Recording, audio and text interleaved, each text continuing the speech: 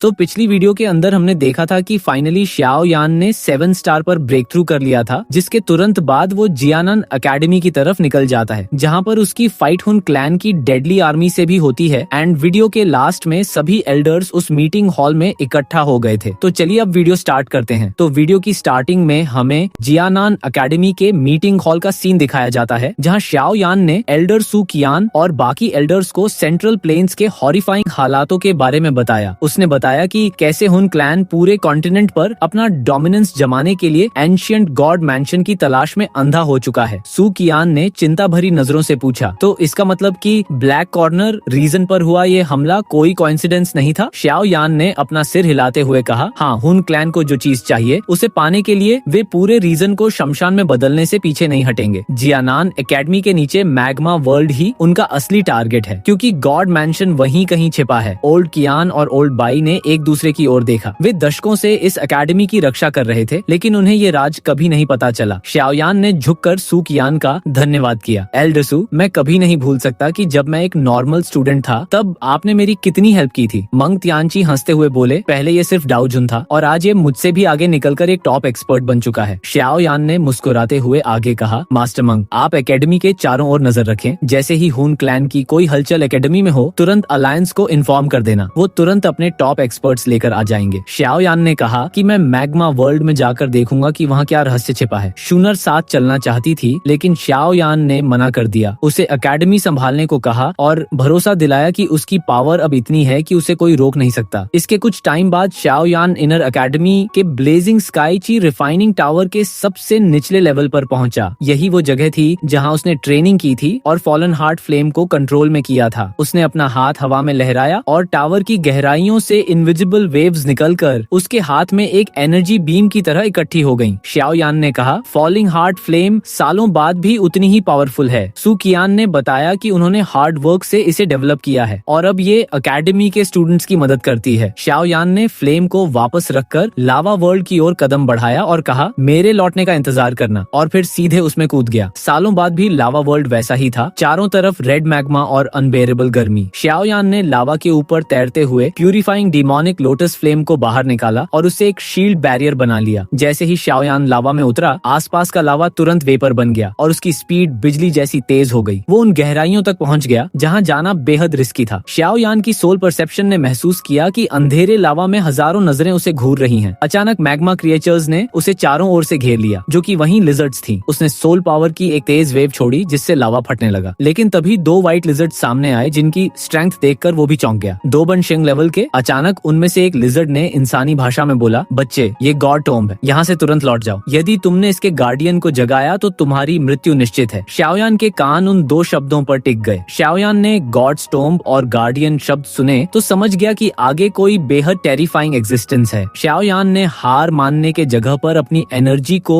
और इंटेंस कर दिया। उसने उन लिजर्ड्स की आंखों में सीधे देखते हुए कहा, मैं यहाँ डरकर वापस लौटने के लिए नहीं आया हूँ। मुझे उस गार्डियन से मिलना है और उस केव का सत्य जानना है, जो पूरे कॉन्टिनेंट के फ्यूचर को चेंज कर सकता है। ये सुनते ही उन क्रीचर्स में गुस्सा और डर दोनों उभर आए और उनकी चीख से पूरा लावा समुद्र उबलने लगा और उनकी अनफेमिलियर आवाज गूंजते ही बाकी मैग्मा क्रीचर्स की आंखों में किलर इंटेंट भर गया। उनके स्केल्स काले पड़ गए। ये साफ था कि वो अब बैटल के लिए तैयार थे। श्याओ यान धीरे से हंसा। वो अपनी जगह से हिला भी नहीं, बस उसकी बॉडी से एक स्पिरिचुअल वेव लाइट की स्पीड से निकली। जैसे ही वो स्पिरिचुअल वेव फैली, लावा का समुद्र किसी भयानक भूकंप की तरह हिलने लगा। उस स्पिरिचुअल वेव से उन हजारों लिजर्ड्स के बॉडी में कंपी दौड़ गई। उनकी सोल्स के भीतर से एक ऐसा हेवनली स्पिरिचुअल प्रेशर उठा जिसने उनके मेंटल बैलेंस को हिला दिया। उनका पूरा फॉर्मेशन एक पल में तहस नहस हो गया। उन 2 व्हाइट लिजर्ड्स का चेहरा पीला पड़ गया। इससे पहले कि वे कोई चीख मार पाते, उनके सामने का लावा एक भयानक धमाके के साथ फट गया, जिससे हजारों फीट ऊंची लावा की लहरें उठी और वे दोनों व्हाइट लिजर्ड्स इंजर्ड होते हुए हजारों फीट दूर जा गिरे। उनकी आंखों में श्याओ यान के लिए एक गहरा शौक और खौफ था। वे समझ गए थे कि यह कोई साधारण इंसान नहीं है। श्याओ यान की आवाज थंडर जैसी गूंजी, दफा हो जाओ। उसने अपनी पावर को पूरी तरह कंट्रोल रखा। वह उन्हें मारना नहीं चाहता था, क्योंकि वो अभी इस जगह के रहस्यों से अनजान था और किसी बड़े स्लॉटर से बचना चाहता था। मैग्मा वर्ल्ड पूरी तरह उथल पुथल हो चुका था। वे खौफनाक जीव अब श्याओ यान को किसी डीमन गॉड की तरह दूर से देख रहे थे। उन 2 व्हाइट लिजर्ड्स ने अंतिम चेतावनी दी, जो गॉड मैंशन में घुसने की जुर्रत करेगा उसे डिवाइन पनिशमेंट मिलेगी। श्याओ यान को ये बात एक बड़ी कंफर्मेशन ट्रांसफॉर्मेशन लगी। अब उसे यकीन हो गया कि नीचे गॉड स्टॉर्म यानी टूशी एंशिएंट गॉड मैंशन छिपा है, और फिर वो एक लाइट की तरह नीचे की ओर गया। जैसे जैसे शाओयान नीचे गया, लावा और भी गाढ़ा और धुंधला होता गया। ये गहराई उसकी एक्सपेक्टेशन से कहीं ज्यादा थी। वो मेट्रॉइड की तरह नीचे जाता गया। यहाँ की गर्मी इतनी खतरनाक थी कि प्यूरिफाइंग फ्लेम को भी उसे बेअसर करने में समय लग रहा था। अचानक शाओयान को कुछ महसूस हुआ और उसने तुरंत अपनी स्पीड रोक ली। वो अंत तक पहुंच चुका था, लेकिन सामने सिर्फ लावा ही लावा दिख रहा था। जैसे ही उसने फ्लेम से भरा हाथ आगे बढ़ाकर उसे छुआ, कुछ अजीब होने वाला था। शाओयान का हाथ लावा के अंदर ऐसे गायब हो गया जैसे उसने किसी छुपे रेल्म को छू लिया हो। उसने महसूस किया कि लावा के नीचे पूरी एक दुनिया है, और इतनी गहराई में ऐसा इम्पेनेट्रेबल रेल्म बनाना ऑलमोस्ट इम्पॉसिबल था, इवन होन तियांडी जैसे लोगों के लिए भी। अब शाओयान को 80% यकीन हो गया था। उसने हिम्मत जुटाई और उस मिस्टीरियस स्पेस में प्रवेश कर गया। अंदर आते ही लावा की सारी आवाजें गायब हो गईं। सामने एक डिम, शांत और अनंत दुनिया थी, जहां एंशिएंट महक से ऐसा लग रहा था जैसे समय ही थम गया हो। कुछ देर उड़ने के बाद शाओयान को दूर एक लाइट क्लस्टर दिखा, और पास पहुंचते ही वह चौंक गया। सामने हजारों फीट ऊंचा स्टोन डोर खड़ा था। उसके सामने शाओयान खुद एक चींटी जैसा लग रहा था, और तभी उसकी नजर उस दरवाजे पर लिखे 3 शब्दों पर पड़ी, एंशिएंट गॉड मेंशन। शाओयान मुस्कुराया, आखिरकार मैंने तुम्हें ढूंढ ही लिया। उसकी सालों की खोज पूरी हो गई थी, लेकिन अगले ही पल उसे एक अजीब चिल महसूस हुई, जैसे कोई उसे घूर रहा हो। उसने चारों ओर देखा, पर कुछ नहीं मिला। फिर उसने अपनी आंखों को सिकोड़ा और धीरे से अपना सिर नीचे की ओर झुकाया। उसने लाइट अटैक नीचे छोड़ा, और जैसे ही रोशनी फैली, उसका बॉडी वहीं पर जम गया। उसकी स्किन सिहर उठी, क्योंकि अंधेरे में जो शैडो थी उसने उसे पूरी तरह डरा दिया। क्योंकि नीचे अंधेरे में एक जायंट क्रीचर मौजूद था। वो इतना इंडिस्क्राइबेबल विशाल था कि शाओयान उसकी पूरी बॉडी देख ही नहीं पाया। अंधेरा उसे छुपा रहा था, जो बिना किसी हलचल के उस खाली स्थान में लेटा हुआ था। इसके सामने शाओयान खुद एक चींटी जैसा लग रहा था। वो क्रीचर पूरी तरह से पर्पल गोल्ड रंग का था। आइसी कोल्ड स्केल्स ने उसके शरीर को ढक रखा था, जो कि ड्रैगन क्रिएचर था। शाओयान ने अपने पूरे जीवन में इतने विशाल आकार का कोई जीव नहीं देखा था। शाओयान का गला डर के मारे सूख गया और उसके माथे पर पसीना उभर आया। हालांकि वो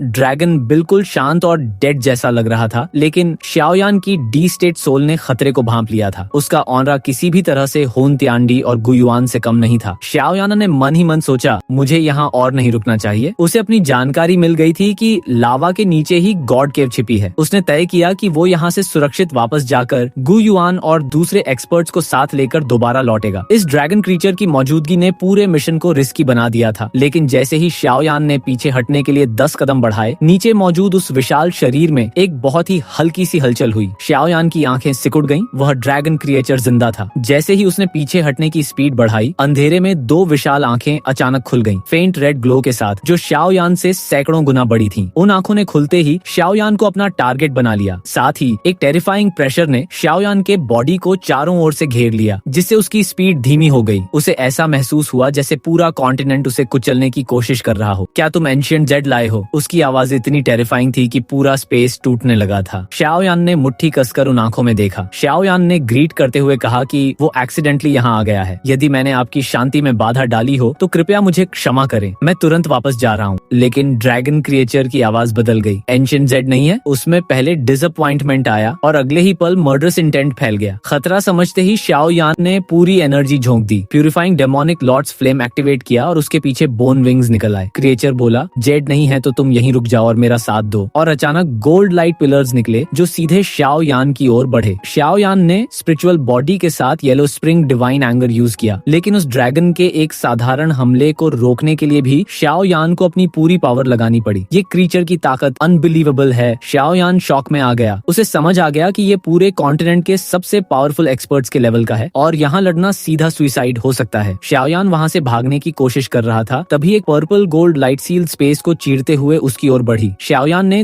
2 एक्सटर्मिनेशन फायर लोटस उसकी ओर फेंके, लेकिन वे उस लाइट सील को हिला भी नहीं पाए। एक इंटेंस लाइट शाओयान के सीने पर आ लगी। शाओयान ब्लड वोमिटिंग करते हुए पीछे जा गिरा। उसका ब्लड उस लाइट सील पर बिखर गया और सिजलिंग साउंड पैदा करने लगा। यहीं रुककर मेरा साथ दो। वो ड्रैगन शाओयान को जाने नहीं देना चाहता था। शाओयान बुरी तरह इंजर्ड हो चुका था, लेकिन उसने हार नहीं मानी। वो बाहर निकलने के डोर के बहुत करीब था। जैसे ही क्रीचर ने अपना फाइनल अटैक करने के लिए लाइट सील को शाओयान के सिर पर पटका, एक अजीब घटना घटी। लाइट सील पर लगा शाओयान का ब्लड भाप बनकर उड़ने लगा, लेकिन उसमें से गोल्डन ब्लड की एक बूंद बची रह गई। ये वही ब्लड था जो जियान ने शाओयान को दिया था। जैसे ही वो गोल्डन ब्लड उस लाइट सील पर फैला, उस जायंट क्रीचर का पूरा शरीर कांप उठा। इसी फेमिलियर फेलियर फीलिंग ने उसकी नींद और सदियों की शांति को भंग कर दिया था। वो ड्रैगन श्याओयान के सिर से महज कुछ फीट की दूरी पर अचानक रुक गया। श्याओयान, जो अपनी जान की आखिरी बाजी लगाने को तैयार था, इस दृश्य को देखकर शॉक रह गया। उसने इस अवसर का फायदा उठाया और बिजली की गति से उस जगह से बाहर निकल गया। वो ड्रैगन अब श्याओयान के पीछे नहीं भागा। उसकी विशाल आंखों में एक अजीब सी निराशा और तड़प थी। वो उस गोल्डन बूंद को देखता रहा जो उसकी आंखों में गिरी थी। इसमें मेरी बच्चे की महक है। अचानक उस शांत स्थान में एक यूनिवर्स को हिला देने वाली दहाड़ गूंजी। वो गेंड ड्रैगन, जो हजारों सालों से चुप था, पागलों की तरह उस स्टोन डोर से टकराने लगा। लेकिन तोशी एंशिएंट गॉड द्वारा बनाया गया वो रेल्म उसके लिए किसी जेल की तरह था। एंशिएंट गॉड, तुम कमीनन! उस ड्रैगन ने अपना सिर घुमाया और हवा में तैरते हुए उस एंशिएंट स्टोन डोर को नफरत भरी नजरों से देखा। उसकी आवाज में एक ऐसी बेबसी और तड़प थी जो हजारों सालों की कैद से उपजी थी। वो ड्रैगन क्रिएचर कोई और नहीं बल्कि जियान का खोया हुआ पिता और एंशिएंट वॉइड ड्रैगन ट्राइब का फॉर्मर एम्परर जू कुन था। उसने कभी सोचा भी नहीं था कि उसकी फ्रीडम का रास्ता उसकी बेटी की खुशबू लेकर आएगा। वीडियो में आगे बढ़ने से पहले गाइस, आपसे एक रिक्वेस्ट है कि आप लोग मेरे दूसरे न्यू चैनल को भी सब्सक्राइब कर लें। मैं जल्द ही उस चैनल पर भी डोंगहुआज की नॉवेल एक्सप्लेन करने वाला हूँ। जितनी जल्दी उस पर 1000 सब्सक्राइबर्स होंगे, मैं उतनी ही जल्दी नेक्स्ट वीडियो अपलोड करूंगा। चैनल का लिंक तुम्हें पिन कमेंट में मिल जाएगा। तो चलिए अब वीडियो कंटिन्यू करते हैं। जियानान एकेडमी के ब्लेजिंग स्काईची रिफाइनिंग टावर के लावा की सुरंग से एक ऐसा भीषण धमाका हुआ जिसने पूरे एकेडमी को हिला दिया। शूनर और बाकी लोगों के सामने लावा में एक घायल, पसीने से तरबतर और बेहाल बंधे को देखा। वो श्याओयान था जिसकी हालत देखकर वहाँ मौजूद हर व्यक्ति डर गया। शूनर घबराकर उसके पास पहुंची। श्याओयान ने ब्लड पोंछते हुए कहा, मैं ठीक हूँ, बस थोड़ा थका हुआ हूँ। लेकिन उसकी नजरें अभी भी उसी लावा पर थीं, जहाँ से वो एक टेरिफाइंग एग्जिस्टेंस से बचकर लौटा था जो उसे पल भर में खत्म कर सकता था। एल्डर सुकियान और मंग तियनची भी शॉक में थे क्योंकि 7 स्टार डाओ शेंग होने के बावजूद श्याओयान की ये हालत थी। मतलब नीचे की चीज ह्यूमन कैपेबिलिटी से कहीं ऊपर एग्जिस्टेंस छिपी है। श्याओयान ने गंभीर आवाज में कहा, टीचर मैंग, तुरंत गु युआन को मैसेज भेजो। 100% कंफर्मेशन हो चुकी है। काइलिन ने अविश्वास से पूछा, क्या वाकई एंशिएंट गॉड की केव इसी नरक जैसे लावा के नीचे है? श्याओयान ने गंभीरता से सिर हिलाया और डिटेल में नीचे हुई घटना के बारे में बताया। जब सबको पता चला कि वहाँ गु युआन और हुन तियांडी के लेवल का एक इनविंसिबल मिस्टीरियस क्रिएचर पहरेदारी कर रहा है तो सबके चेहरे सूख गए। श्याओयान ने दर्द भरी मुस्कान के साथ कहा, वो ड्रैगन क्रिएचर रियलम से बाहर नहीं आ सकता क्योंकि वो उस रियलम में सील है, वरना पूरा इलाका मैप से मिट जाता। अब साफ था उन्हें अलायंस का इंतजार करना होगा क्योंकि अगर हुन क्लैन को एम्ब्रियोनिक डिपिल मिल गई तो हुन तियांडी को डाओ डी बनने से कोई नहीं रोक पाएगा और फिर पूरी दुनिया खतरे में होगी। इसके बाद हमें हुन क्लैन का वही मेन हॉल दिखाया जाता है जहाँ हुन तियांडी थ्रोन पर बैठा था। उसकी आंखें आधी बंद थीं। उसके सामने एक एक्सपर्ट किसी पत्ते की तरह थर थर कांपते हुए घुटनों के बल बैठा था। क्या तुमने यही कहा कि तुम्हारा मिशन फेल रहा? हुन तियांडी की आवाज में किलर इंटेंट साफ था। उस एक्सपर्ट ने लड़खड़ाते हुए बताया कि श्याओयान ने उनके सीक्रेट आर्मी का पता लगा लिया और पलक झपकते ही सबको मौत के घाट उतार दिया। पास खड़े नाहिलिटी फ्लेम ने ठंडी आह भरते हुए अपनी काली लपटों को लहराया और कहा, वो लड़का लोमड़ी से भी ज्यादा चालाक है। शायद उसे भी भनक लग गई है कि एंशिएंट केव की असली चाबी वहीं छिपी है। हुन तियांडी की भौहें तन गई, जो एक आने वाले तूफान का संकेत था। चाहे जो भी हो, अब हमारे बाहर निकलने का समय आ गया है। किसी भी छोटी सी देरी का परिणाम हमारे क्लैन के विनाश का कारण बन सकता है। उन्होंने गु युआन का ध्यान भटकाने के लिए नॉर्थ वेस्ट टेरिटरीज में एक वर्म होल तैयार किया था जिससे उनकी मैन आर्मी गुप्त रूप से निकल सके, जबकि हुन तियांडी खुद गु युआन के साथ मेंटली और फिजिकल फाइट लड़कर उसे उलझाए रखेगा। स्टार रियल्म की ऊंचाई पर गु युआन ध्यान में बैठा था। तभी एम्प्टी स्पेस में स्पिरिचुअल रिपल्स फैल गईं और स्पेस डिस्टोर्ट हुआ और हुन तियांडी उससे बाहर आया। गु युआन ने आंखें खोलकर कोल्ड वॉइस में कहा, हुन तियांडी, हजारों साल बाद भी तुम नहीं बदले। हुन तियांडी मुस्कुराते हुए बोला, पहले हम 4 महान दिग्गज थे, अब सिर्फ हम 2 बचे हैं। दुनिया बहुत क्रूअल है। गु युआन ने तुरंत जवाब दिया, बाकियों का अंत तुम्हारी ब्लाइंड एम्बिशन और धोखे की वजह से हुआ है। फिर हुन तियांडी ने ऑफर देते हुए कहा, अगर तुम्हारी गु क्लैन भी साथ आ जाए तो वो डाओ डी बनने के बाद उसे भी उस लेवल तक पहुंचने में मदद करेगा। लेकिन गु युआन ने हंसते हुए कहा, क्या तुम्हें वाकई लगता है कि हजारों साल के खून खराबे के बाद मैं तुम जैसे गिरगिट पर भरोसा करूंगा? हुन तियांडी ने निराशा में अपना सिर हिलाया, जैसे उसे गु युआन के जवाब का पहले से ही अंदाजा था। हुन तियांडी ने आसमान की ओर देखते हुए कहा, डाओ डी के सारे मिस्ट्री वो खुद हासिल करेगा और उसकी डिस्ट्रक्टिव पावर अब और इस दुनिया में कैद नहीं रह सकती। उसकी मॉन्स्ट्रस ऑरा डर पैदा कर रही थी, लेकिन गु युआन समझ गया, वो लड़ने नहीं, उसे रोकने आया है। गु युआन ने सीधा कहा, तुम अपनी आर्मी के लिए टाइम बची रहे हो और ancient god mansion black corner region में है जहाँ श्याओयान पहुंच चुका है। यह सुनते ही हुन तियांडी एक पल के लिए चौंक गया। उसे समझ आ गया कि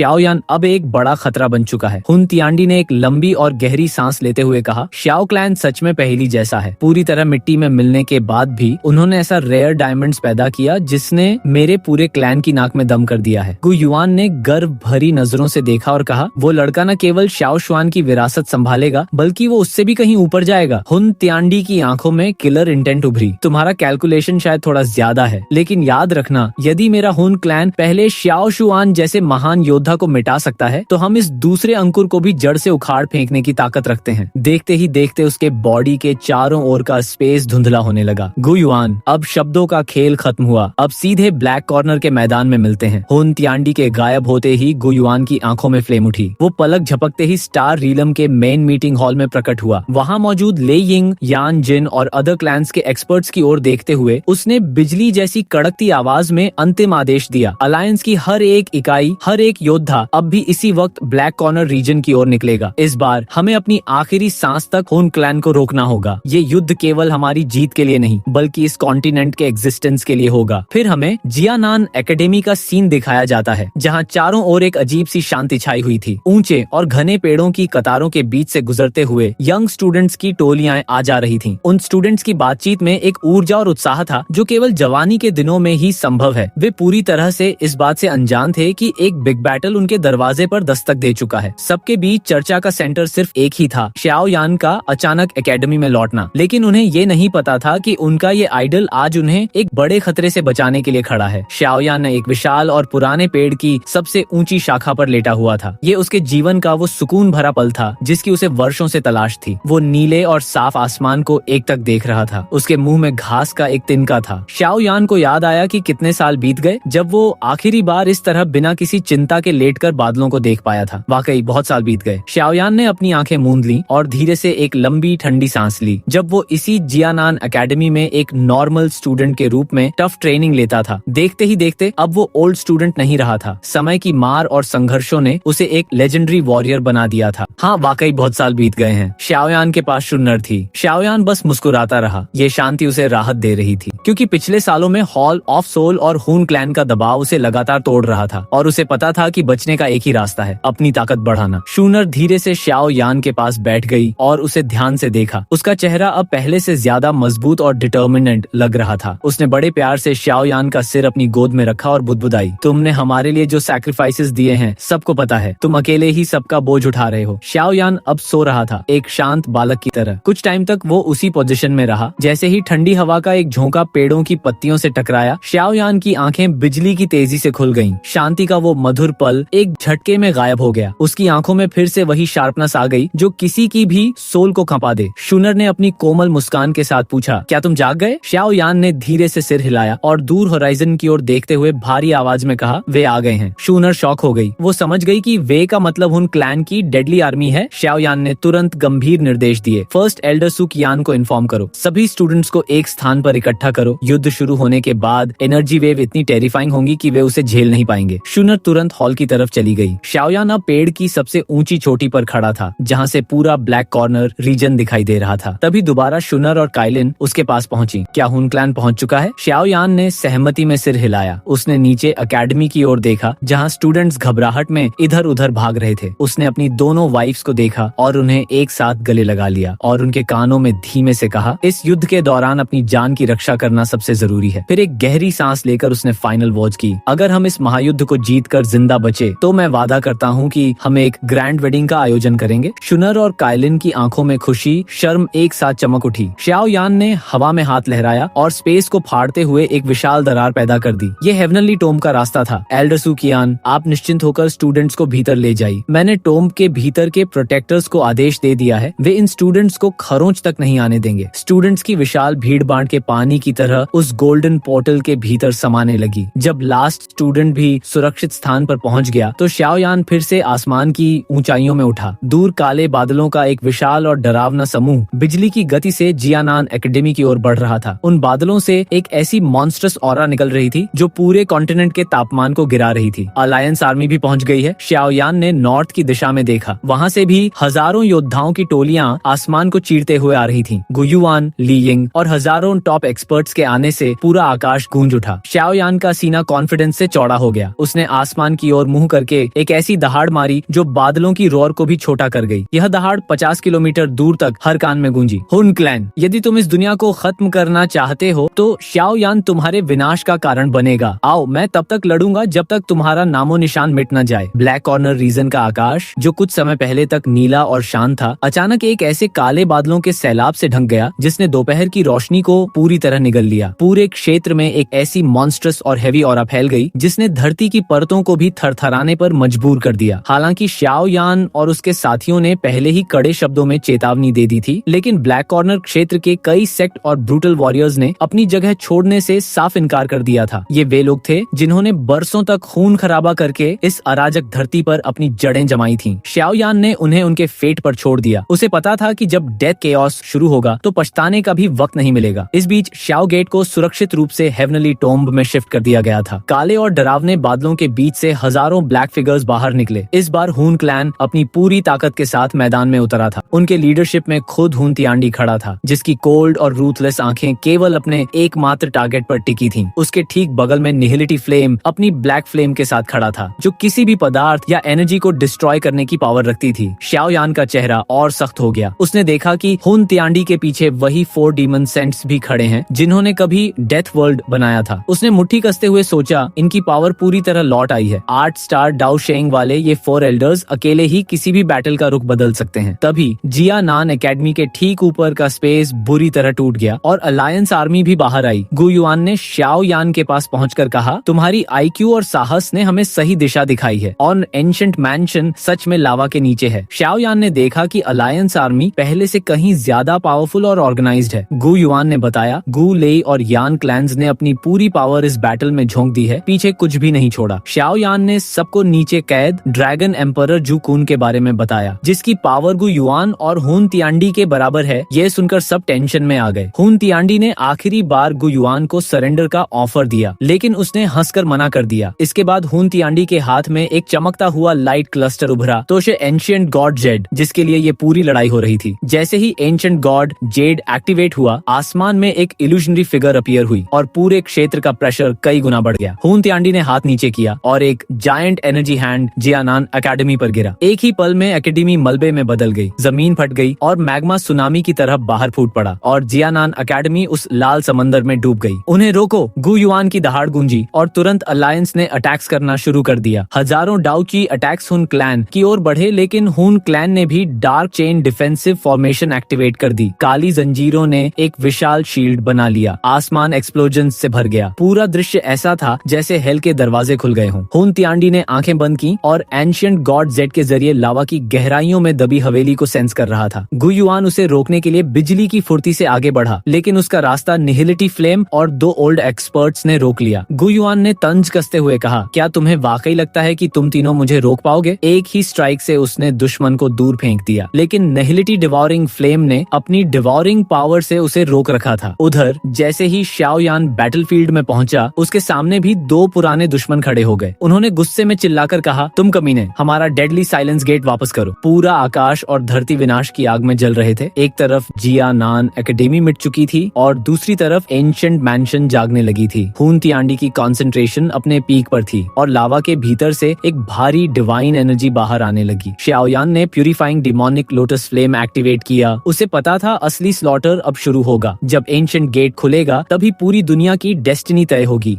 और इसी सीन के साथ ये वीडियो यहीं पर एंड होती है, लेकिन नेक्स्ट एपिसोड में जू कुन सामने आने वाला है और वो सामने आते ही श्याओ यान को ऑलमोस्ट मार ही देता है, लेकिन तभी वहाँ पर कोई उसे बचा लेता है और इसके बाद हमें एक और खतरनाक बैटल देखने को मिलेगी। तो नेक्स्ट वीडियो के लिए हम टारगेट रखते हैं 900 लाइक्स और 100 कमेंट्स का, तो इसे जल्दी से पूरा करा देना। नेक्स्ट एपिसोड जल्द ही अपलोड हो जाएगा और दूसरे चैनल का लिंक मैंने तुम्हें पिन कॉमेंट में दे दिया होगा, वहाँ से जाकर उसे सब्सक्राइब कर लेना।